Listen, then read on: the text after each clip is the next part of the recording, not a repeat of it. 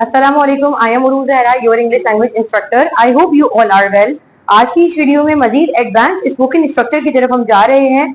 अगर आपने ये स्ट्रक्चर्स नहीं देखे हैं तो इससे पहले वाली वीडियो को भी आप जाकर देख लें हमारे प्लेलिस्ट से। वो वीडियोस भी आपके लिए काफी हेल्पफुल हैं। With the help of this vocabulary you will be able to make new sentences. तो आइए जरा डिस्कस करते हैं। सबसे पहले हम एक स्ट्रक्चर है जिसका नाम है फाइट शाय ऑफ। फाइट का लफ्जी मतलब होता है लड़ाई, लेकिन जब ये इस तरह के फ्रेजल वर्ब में आता है कि फाइट शाय ऑफ, तो ये एक तरीके का प्रोवर्ब या कहावत बन जाता है। ये कहावत इंग्लिश में बहुत जरूरी है, क्योंकि देखें इंग्लिश जबान हम सबके लिए सीखना इस वक्त इंतहा के लिए जरूरी है, इंतहाई जरूरी है, और हम इससे डिनाई नहीं कर सकते कि इंग्लिश सीखना क्यों जरूरी है। तो इसीलिए जब बेसिक की बात आती है वहीं पर आपने एडवांस लेवल की भी इंग्लिश साथ ही साथ लेके चलनी होती है, क्योंकि जैसे जैसे हम लर्निंग प्रोसेस में होते हैं प्रीवियस चीजें हमें समझ आ रही होती हैं। तो आइए जरा डिस्कस करते हैं what is the meaning of fight shy of. Fight shy of हमारा इंग्लिश का ऐसा स्ट्रक्चर है जिसका मतलब है हिचकिचाना, या फिर आप किसी काम को करते हुए घबराहट का शिकार हैं, या आप अक्सर किसी काम को सिर्फ इस बेहाव पर छोड़ देते हैं कि आपसे नहीं होगा। जैसे कि कुछ लोग लार्ज ऑडियंस के सामने बात करते हुए घबराते हैं, कुछ लोग प्रेजेंटेशन के नाम से घबराते हैं, भागते हैं, उनसे नहीं होता। तो इस तरह के स्ट्रक्चर को हम फाइट शाय ऑफ कहते हैं। ये स्ट्रक्चर है, इसका फॉर्मेट आपके सामने है। सबसे पहले हमारे पास सब्जेक्ट आ रहा है, then fight shy of, then verb की fourth form and object. Verb की फोर्थ फॉर्म को हम आईएनजी फॉर्म भी कहते हैं, एंड ऑब्जेक्ट आ जाएगा इसके बाद। अब हम बात करते हैं with the help of example.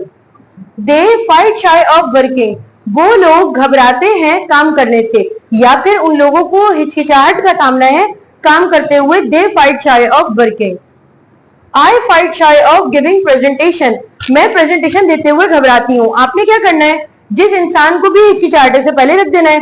Then fight shy of as it is आ जाएगा, सेम का सेम आ जाएगा। देन वर्ब की फोर्थ फॉर्म आ जाएगी, I fight shy of giving presentation. We fight shy of going alone anywhere, कि हम लोग बहुत ज्यादा हिचकिचाहट का शिकार हैं कहीं पर भी अकेले जाने से।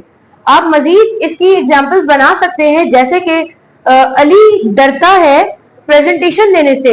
अब क्योंकि अली हमारे पास ही है, and according to the present simple rule हमें ही के साथ एस या ईएस ऐड करना होता है, तो he fight shy of giving presentation. वो लड़की इंतजार करने से घबराती है, she fight shy of waiting.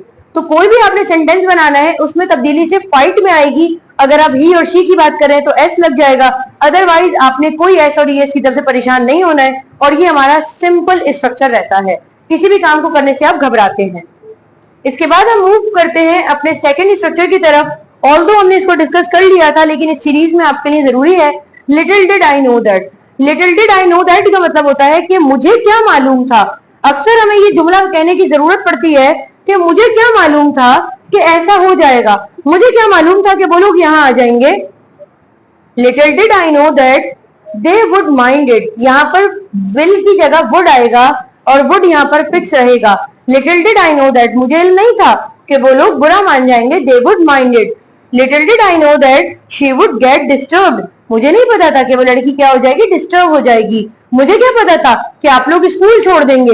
Little did I know that you would leave the school, मुझे क्या पता था कि आप कॉन्ट्रैक्ट साइन कर देंगे। Little did I know that you would sign the contract. तो यहाँ पर हमारे पास एक स्ट्रक्चर लिटिल डिड क्लियर हुआ है, इसके ऊपर हमने फाइट शाय ऑफ को भी देखा।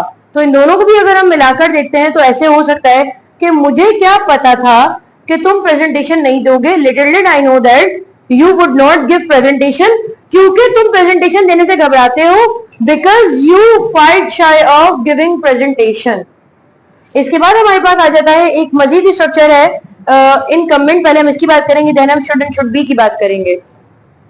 It is incumbent. इनकम्बेंट का मतलब होता है जिम्मेदारी। बोलने में मुश्किल लगता है, लेकिन according to the psychological behaviour कि अगर आपको कोई भी वर्ड बोलने में डिफिकल्टी होती है तो इसका मतलब ये नहीं है कि आप उस वर्ड को वहीं छोड़ दें, क्योंकि जिंदगी हमें सिखाना नहीं छोड़ती, इसलिए हमें सीखना भी नहीं छोड़ना है। तो इनकम्बेंट अगर हमारे लिए नया लफ्ज है तो बिगनर्स के लिए मेरी ये रिक्वेस्ट है कि आप इस वर्ड को मेरे साथ साथ रिपीट करें, या आफ्टर द वीडियो आप इसको रिकॉर्ड करें कि इनकम्बेंट। इनकम्बेंट का मतलब होता है जिम्मेदारी। 10 मरतबा जब आप इसे प्रोनाउंस करेंगे देन फिर आप इस काबिल हो जाएंगे कि आप जुमला अदा कर सके। क्योंकि इंग्लिश में ही भाई आजकल एक स्टीम लेवल है, हम हर कोई हमसे इंग्लिश के बिहाफ पर ही हमें इज्जत दे रहा होता है, इसलिए अगर एडवांस इंग्लिश आप बोलेंगे तो सामने वाले को सुनने में और ज्यादा अच्छा लग रहा होता है।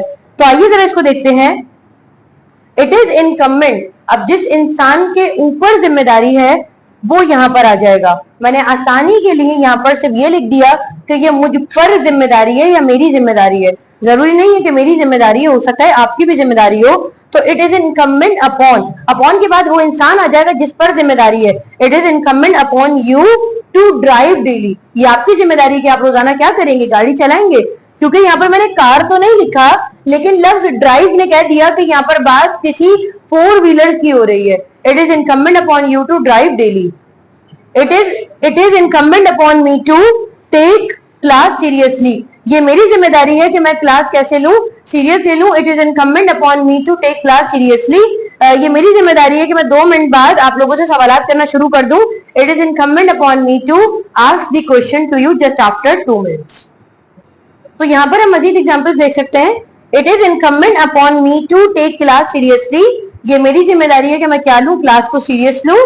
It is incumbent upon them, अब देम की बात है कि उन लोगों की बात हो रही है, 2 से ज्यादा लोग हैं वो। It is incumbent upon them to engage you in work, engage का मतलब होता है उलझाना या मिक्सअप करना। एंगेज का मतलब होता है किसी चीज में आपको लगा देना, टू मेक यू या एंगेज यू इन वर्क। तो हमने यहाँ पर देखा कि it is incumbent upon me to teach you, it is incumbent upon you to revise the lesson. तो कोई भी आप सेंटेंस बनाएंगे और ये स्ट्रक्चर हमारा एज इट इज रहता है। इसके बाद हम बढ़ते हैं अपने आखिरी कॉन्सेप्ट की तरफ जिसका नाम है शुड एंड शुड बी।